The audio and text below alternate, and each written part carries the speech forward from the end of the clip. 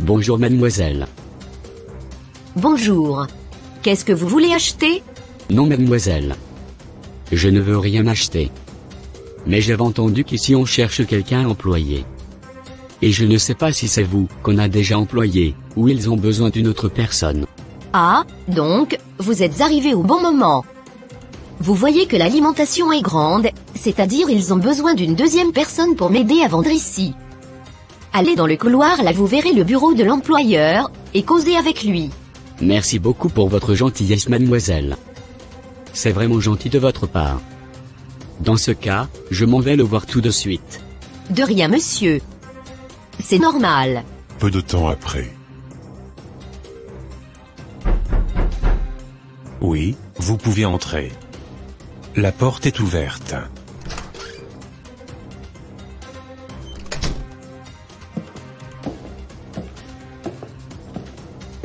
Ah, petit. Toi ici. Assis-toi. Oh, Choukrani. C'est toi donc le propriétaire de cette grande alimentation-là, où vend cette jeune fille? Parce qu'elle m'a demandé d'entrer ici, il y a l'employeur. C'est bien moi petit. Et cette alimentation, n'est pas celle.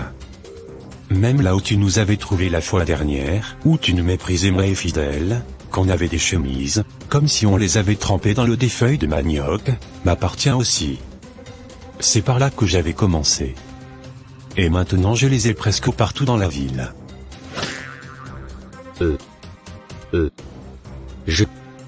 J'étais juste de passage. Mais, attends petit. Il est impossible que je travaille là-bas. Car ces gens je les aurais beaucoup méprisés quand j'ai gagné un peu de sous. Et si je commence à travailler pour lui, peut-être il va chercher aussi à se venger. Je suis sûr qu'il n'hésitera pas à me mépriser ou à me dénigrer. J'avais vu encore une offre d'emploi dans les chocs téléphoniques, donc j'irai tenter ma chance là-bas. Peu de temps après. Ah, je vois cette jeune fille là-bas, j'irai d'abord lui poser la question. Oui, monsieur, vous pouvez venir ici. Quelle marque de téléphone cherchez-vous? Ou bien vous avez besoin d'un ordinateur? Tous sont là. Alors, vous avez besoin d'un ordinateur, ou bien un téléphone? Nous en avons toutes marques.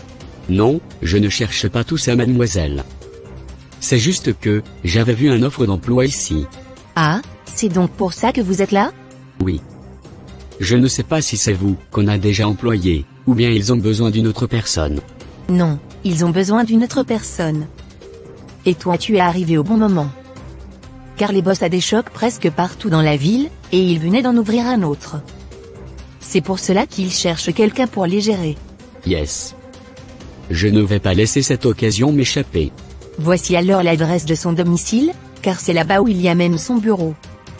Et vous allez les trouver là sans aucune difficulté. C'est là où tout le monde va les chercher. Merci beaucoup ma sœur. Tu as vraiment un bon cœur. De rien mon frère, c'est normal. 30 minutes plus tard. Est-ce que je me suis trompé? Non. C'est vraiment ici l'adresse qui est mentionnée sur ces papiers. Je vais essayer de frapper d'abord à la porte.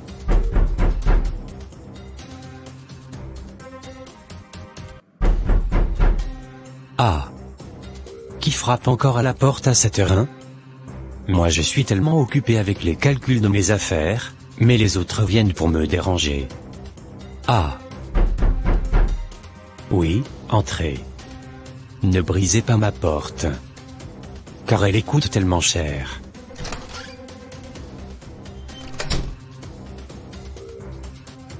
Bonjour, monsieur. Barthélemy. C'est toi? Fidèle. Toi ici, dans une très grande maison, avec ton bureau à l'intérieur. Mais, qu'est-ce que tu fais là? Je suis chez moi petit.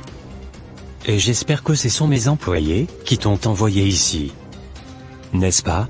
Mais, comment avez-vous fait pour vous procurer de toutes ces choses? Nous avons mis nos efforts ensemble. Moi, Choukrani ainsi que Nicolas.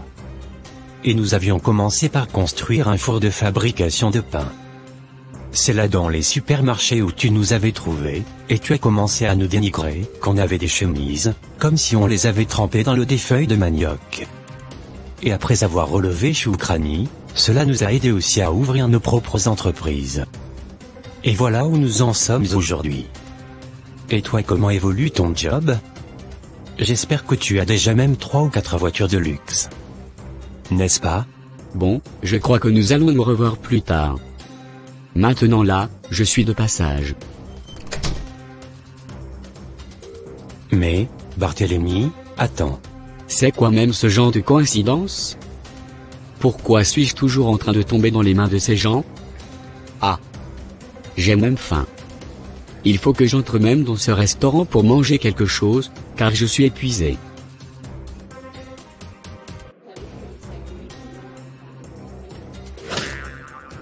Mais, n'est-ce pas Arlette qu'on est en train de caresser là-bas? Pourquoi est-ce qu'elle peut me faire ça?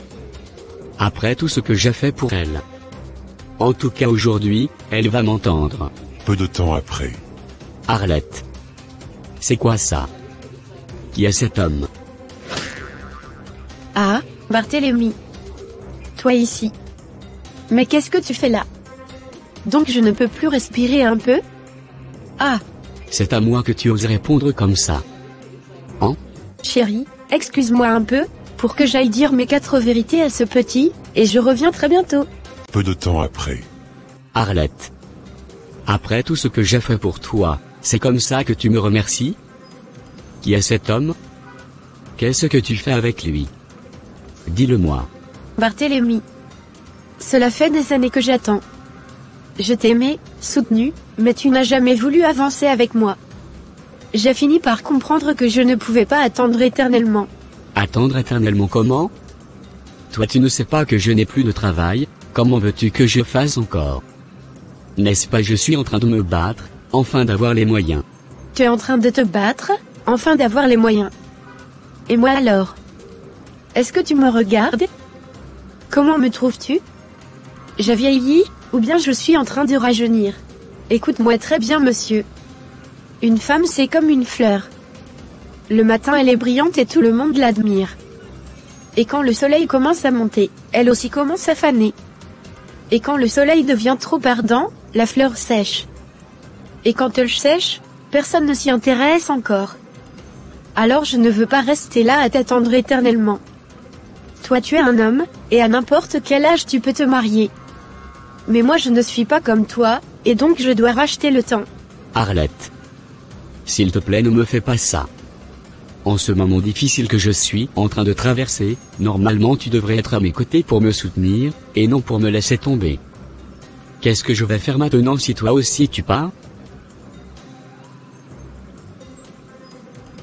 Je te promets que je vais fournir beaucoup d'efforts, afin de trouver quelque chose à faire. Et quand je trouverai quelque chose à faire, je viendrai directement voir tes parents pour régulariser ce qu'on va me demander là-bas. S'il te plaît ne me quitte pas.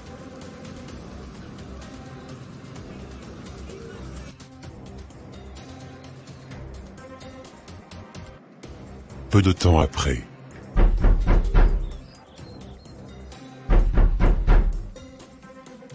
Oui, j'arrive.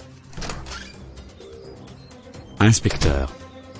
Commandant Mabrouki. Mais, qu'est-ce que vous faites encore ici? Pourtant nous avions réhabilité la maison. Oh, mon frère. Rester dans ce quartier, il faut vraiment être forain. Toi-même regarde autour de toi, toutes les maisons de tes voisins, ainsi que la tienne. Tu vas remarquer que ta maison n'est pas digne d'être dans ce noble quartier. Alors, j'ai été envoyé par les autorités, pour t'informer que, tu dois la vendre à quelqu'un qui a des moyens, pour construire quelque chose de valeur qui se confirme aux normes, soit toi-même tu peux la reconstruire, si tu as des moyens. Mais, c'est quoi ça? Vous étiez venu il y a quelques années en me disant qu'il fallait réhabiliter la maison, et moi, j'ai obéi. Maintenant, vous revenez avec cette histoire de vendre ou de reconstruire.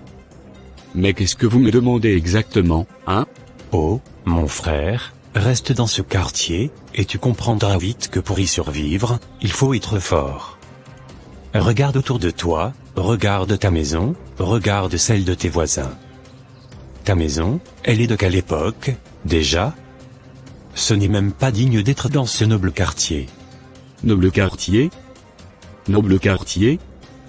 Quand je suis arrivé ici, ce quartier était tout sauf noble. C'était une simple ruelle, mais j'y ai construit mon avenir.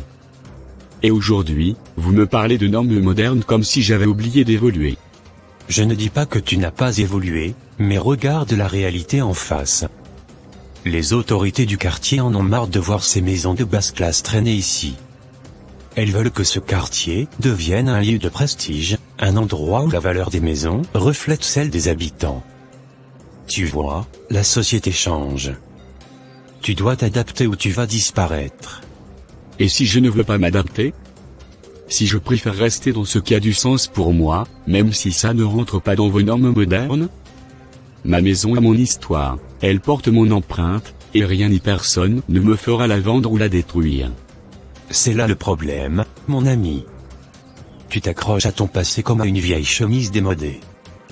La ville avance, et ceux qui restent accrochés à leurs vieilles croyances finissent par se retrouver isolés.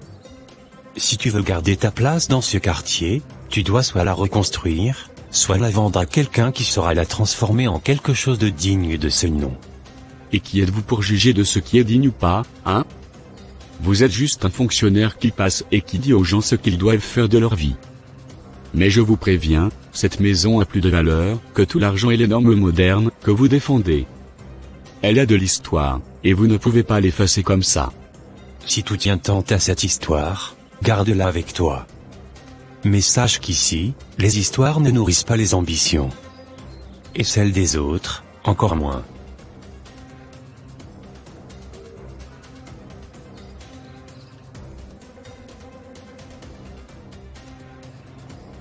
Aujourd'hui vraiment, c'est un jour de malheur. Je ne sais pas pourquoi je rencontre tout ce malheur.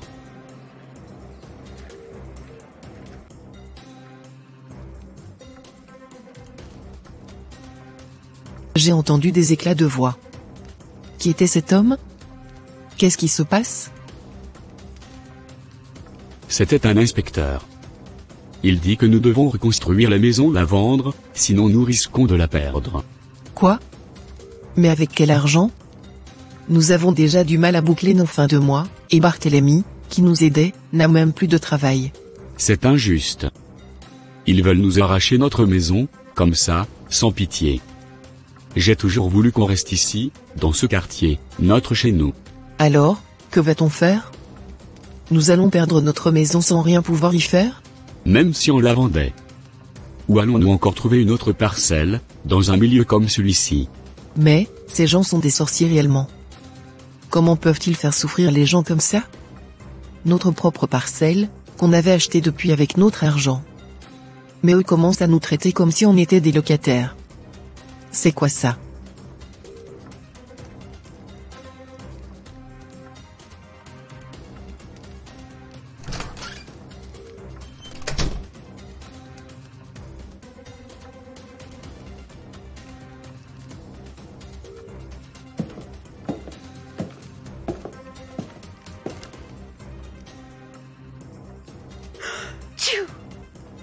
Ce jour-là, la maison était tellement calme.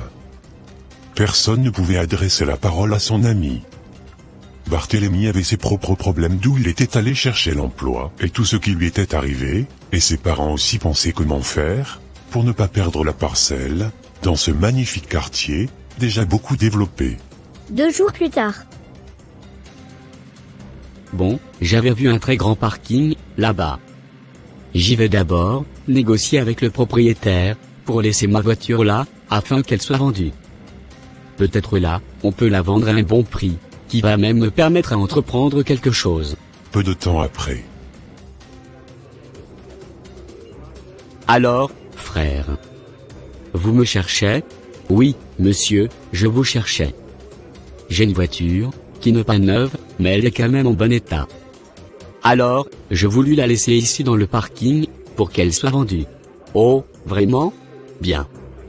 Entrez dans le bureau qui est là au coin, pour parler avec le chef du parking, après vous viendrez me voir. Ok, c'est compris monsieur. Je vais parler avec lui, puis je vous reviens tout à l'heure.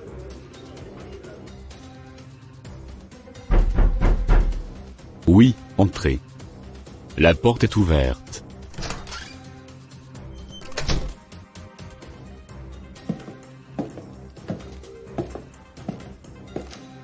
Barthélemy? Mon Dieu. Encore toi ici, mais, comment se fait-il que je tombe toujours dans vos mains? Depuis quand es-tu devenu un propriétaire d'un grand parking comme celui-ci? Oh, petit. Tu es étonné? Sache que tout est possible, pour tout celui qui a encore le souffle de vie, en lui. Et la vraie richesse, c'est ne pas avoir de billets dans ses poches. Mais, c'est avoir un cerveau qui réfléchit. Bon. Dis-moi maintenant. Qu'est-ce qui t'a amené ici? Tu sais, grand frère, depuis quelques années déjà, je n'avais plus du travail. Vraiment? Comment? Et pourquoi?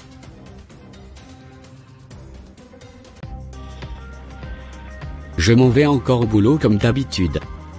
Nous sommes déjà presque à la fin du mois, pour que je puisse toucher encore les pognons. En tout cas, ça va chauffer quand j'aurai encore mon argent.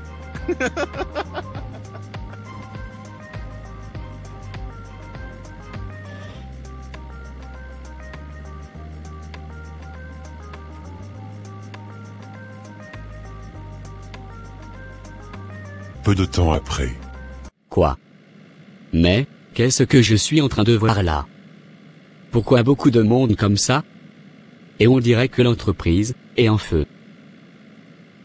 Peu de temps après. Quoi? Jomali. Est-ce que tu peux m'expliquer ce qui se passe réellement ici? Ces gens nous ont joué un jeu.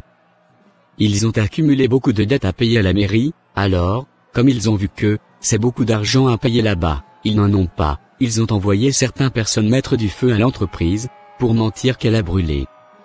Et ils ont pris fuite même pour retourner chez eux en Angleterre. Nous sommes foutus. Mon Dieu. C'est quoi ça? Moi qui espérais tant ce travail, et qui s'attendais à recevoir un salaire très bientôt. Qu'est-ce que je vais devenir maintenant? Ce travail était tout ce que j'avais. Par où vais-je commencer encore, à chercher un emploi? Mon Dieu. C'est vraiment compliqué mon frère. Je n'avais même pas économisé même un peu d'argent. J'ai déjà tout gaspillé. Et voilà ce malheur qui nous arrive à l'improviste comme ça. C'est pitoyable pour moi. Oh, mon frère. On est tous, oiseaux de même plumage.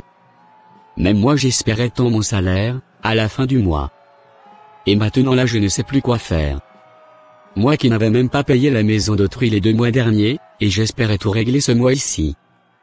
Comment est-ce que je vais faire maintenant? C'est vraiment compliqué.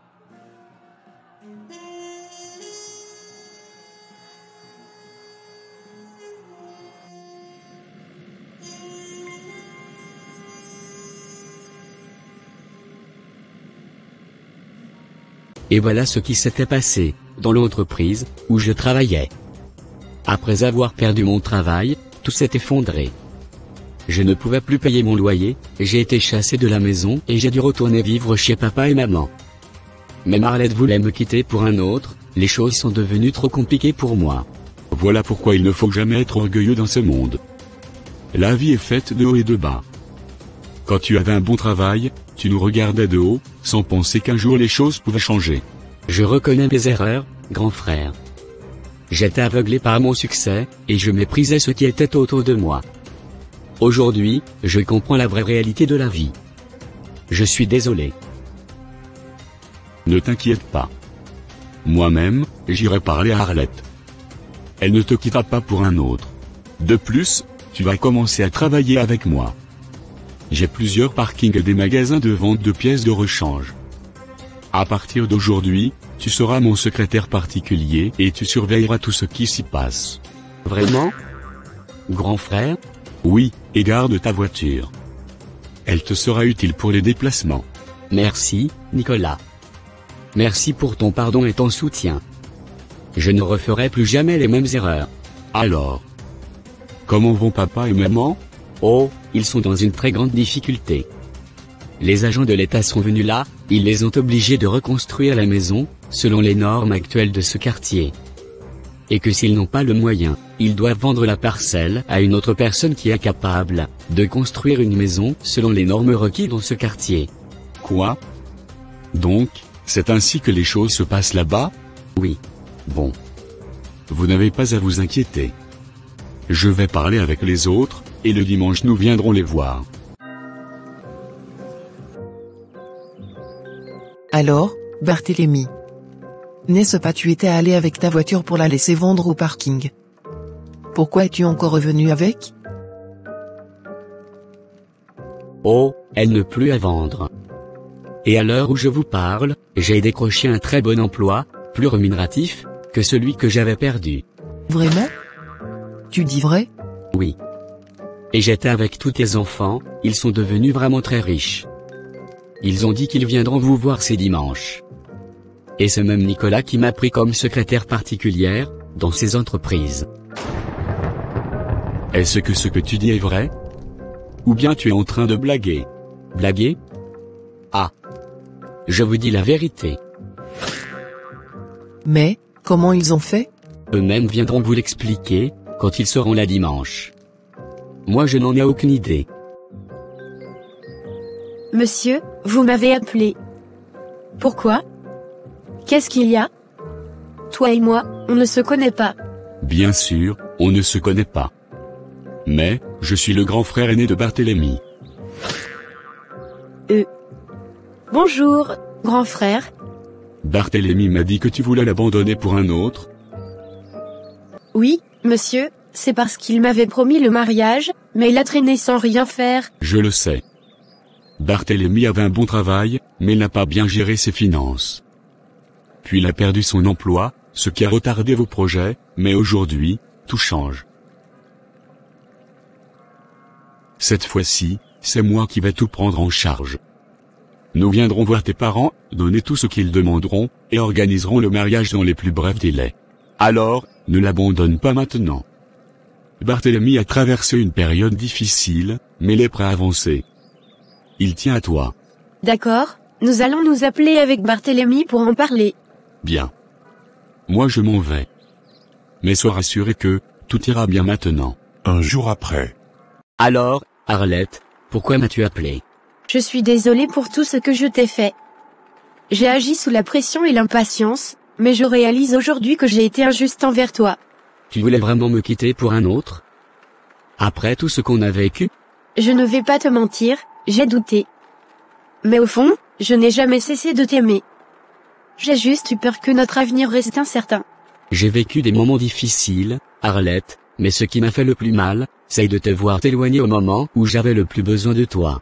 Je suis prête à tout recommencer avec toi, Barthélemy. Nicolas m'a ouvert les yeux. Je veux qu'on avance ensemble, si tu es d'accord. Si on doit recommencer, alors faisons-le bien cette fois. Et voilà ce que je vous disais. Les agents de l'État ont obligé nos parents à reconstruire la maison ou à la vendre. Ils veulent nous forcer à partir. Mais pourquoi maintenant? Nos parents vivent là-bas depuis des années. C'est Barthélemy qui m'a tout expliqué. Il est venu me voir après avoir tout perdu. Il m'a dit que les agents de l'État mettent une pression énorme sur nos parents. Ils n'ont pas d'argent pour reconstruire et ne veulent pas vendre. Ah, c'est petit, il était venu aussi dans mon bureau, mais il avait fui. Vraiment? Oui. Je lui avais même appelé, mais il avait refusé de revenir. Même chez moi, il avait fait la même chose. Mais, c'est injuste. On ne peut pas les laisser comme ça. Mais qu'est-ce qu'on peut faire? Nous devons trouver une solution avant qu'ils ne perdent tout. J'ai convoqué cette réunion parce que nous devons nous unir. On doit trouver un moyen d'aider nos parents financièrement. Si on s'y met tous ensemble, on peut peut-être racheter la maison et la rénover. Je suis d'accord. On ne va pas les laisser tomber. Il faut agir vite. Oui. Parlons chiffres et voyons comment on peut s'organiser. Une semaine plus tard. Oh, mes enfants. Je suis tellement heureuse de vous voir après toutes ces années. Nous pensions que vous étiez fâchés contre nous et que vous ne vouliez plus nous revoir. Maman, les enfants ne se fâchent jamais contre leurs parents, malgré tout ce qui peut se passer. J'ai entendu dire que vous êtes devenus de grands hommes d'affaires. Est-ce vrai? Comment avez-vous fait pour accumuler toute cette richesse en si peu de temps?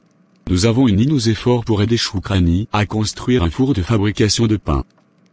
Grâce à cela, il a réussi et nous a soutenus à son tour.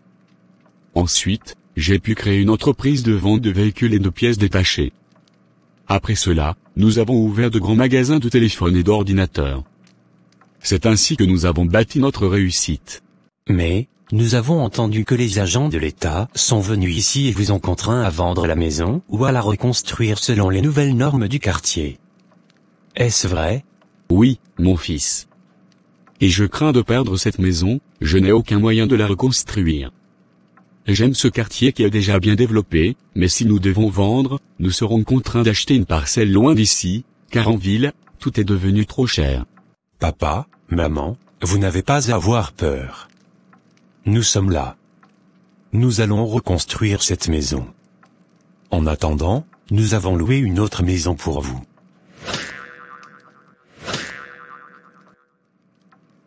Je sais, moi et ta mère avons mal agi dans le passé. Nous vous avons méprisé et dénigré. Pourtant, aujourd'hui, vous êtes les piliers de cette famille. Grâce à vous, je ne veux plus perdre ma maison. Nous sommes sincèrement désolés pour tout ce que nous avons fait. Nous avons été cupides et injustes. Nous avons poussé Barthélemy à mal gérer ses finances au lieu de le guider correctement, et aujourd'hui, il en paie les conséquences.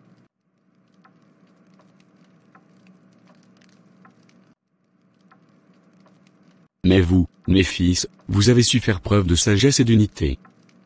Continuez toujours ainsi. Même après notre départ, restez soudés. Cette solidarité est votre plus grande force. Et je suis fier que vous ayez aidé votre frère Barthélemy au lieu de l'abandonner. Vous êtes des enfants responsables. Je suis tellement fier de vous mes enfants. Je ne sais pas ce que nous allions devenir si vous n'étiez pas là. Que l'Éternel continue toujours à vous venir et à vous élever plus haut. Cette histoire montre que la vie est faite de hauts et de bas, mais que la persévérance, l'amour et l'unité familiale sont les véritables clés du bonheur et du succès. L'unité et le travail acharné sont des clés du succès. Les frères, en s'unissant et en persévérant malgré les difficultés, ont construit leur réussite. Le favoritisme dans une famille peut être destructeur. Privilégier un enfant au détriment des autres peut causer des blessures profondes et des déséquilibres. L'orgueil et le mépris mènent souvent à la chute. Barthélemy, autrefois en position de force, a tout perdu par manque d'humilité et de sagesse. L'argent mal géré ne dure pas, une richesse mal utilisée finit toujours par disparaître. Les parents doivent guider leurs enfants avec sagesse. Un bon parent conseille et oriente ses enfants au lieu de les manipuler ou de les diviser. La réussite se bâtit sur l'effort et la solidarité. Les frères ont compris que s'entraider était leur plus grande force. Ne jamais mépriser ceux qui semblent faibles aujourd'hui, la roue tourne, et ceux qui étaient rejetés peuvent devenir des piliers demain. La vraie richesse, c'est la famille et l'amour fraternel. Au final, c'est l'unité familiale qui a permis de surmonter les épreuves. L'humilité permet de se relever après une chute. Barthélemy n'a pu retrouver espoir que lorsqu'il a accepté son échec et demandé de l'aide. Le pardon guérit et réconcilie. Les parents et les enfants ont pu se retrouver grâce au pardon mutuel. L'orgueil peut nous éloigner des bonnes personnes. Barthélemy a failli perdre même sa femme à cause de son attitude. Ce n'est pas la richesse qui définit une personne, mais ses valeurs, l'intégrité et l'amour du prochain sont plus précieux que l'argent. Même après une trahison, l'amour et la bienveillance doivent prévaloir. Les frères n'ont pas abandonné Barthélemy, malgré son passé d'égoïsme. Merci d'aimer, de commenter et de partager. Surtout, n'oubliez pas de vous abonner à cette chaîne, si vous ne l'avez pas encore fait. Merci et à très bientôt, pour une nouvelle série d'animations évangéliques. Bye.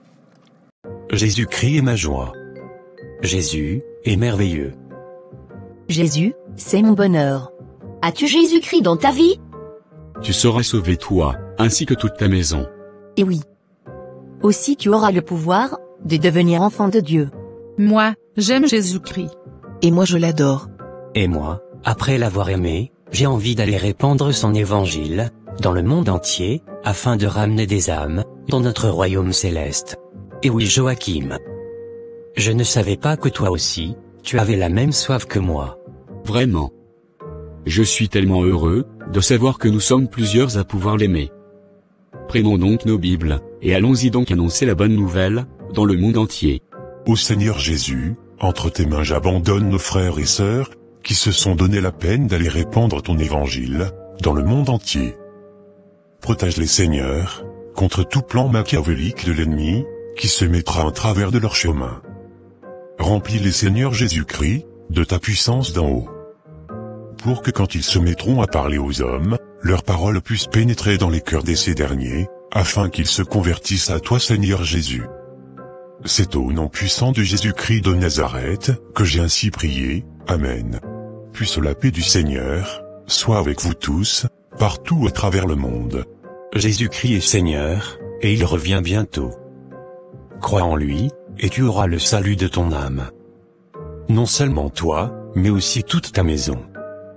Alors, n'hésitez donc pas de vous repentir, pendant qu'il en est encore temps. Soyez bénis, dans le nom merveilleux de notre Seigneur et Sauveur, Jésus-Christ de Nazareth. Ainsi la paix, la joie, l'amour, la foi et la persévérance, surtout la puissance de l'Esprit Saint qui produit toutes ces choses, remplit vos cœurs, au nom de Jésus. Que Dieu vous bénisse abondamment. Merci. Je n'ai jamais été loin. Mais, je suis toujours près de vous, pour me révéler à celui qui me cherche de tout son cœur. Vous m'avez cherché, et vous m'avez trouvé, mes enfants. Et aujourd'hui, je descends pour vous bénir, vous libérer de toute emprise du malin et restaurer tout ce que l'ennemi avait dérobé. Réjouissez-vous, car mon bras puissant agit en votre faveur, et votre attente se change en témoignage glorieux. Je suis l'Éternel, votre Dieu, celui qui vous aime d'un amour éternel, et je ferai éclater ma gloire dans votre vie. Alors, j'envoie mon esprit diriger votre bénédiction jusqu'à vous, et libérer tout ce qui était en captivité chez l'ennemi. Voici, je suis avec vous, jusqu'à la fin du monde, et je reviens, très bientôt.